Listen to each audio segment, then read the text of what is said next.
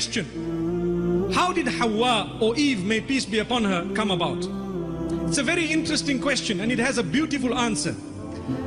According to some of the narrations, Adam alayhi salam was the only species, the only of his kind, mankind, one. There was no one else.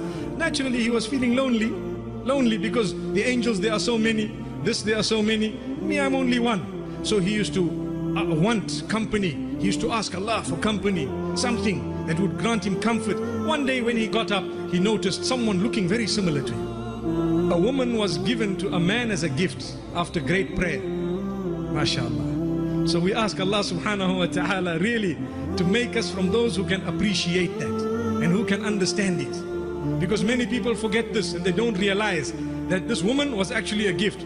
But let me quickly also remind the sisters, live your lives in such a way that you are like a gift, not a burden. Ameen. So Allah subhanahu wa ta'ala says that this Adam alayhi salam had Hawa standing right next to him. And the Quran says at the beginning of Surah An-Nisa, Allah makes mention of how He created a woman. And He says, we created from him, meaning from Adam, his spouse, his wife, which means Hawa.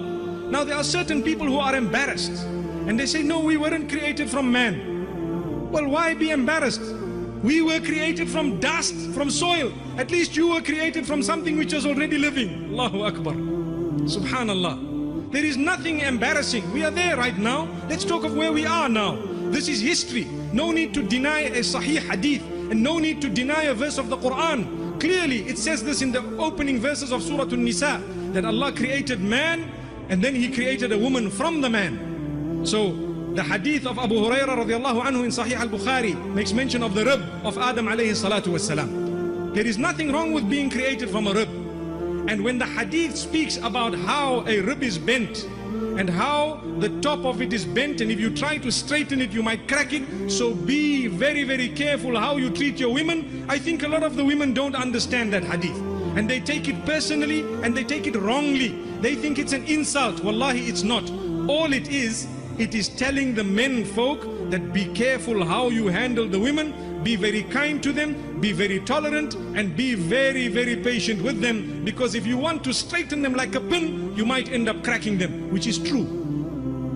You can't have your wife exactly as you want. No two human beings are the same, not at all. There is a give and take. May Allah subhanahu wa ta'ala grant us goodness.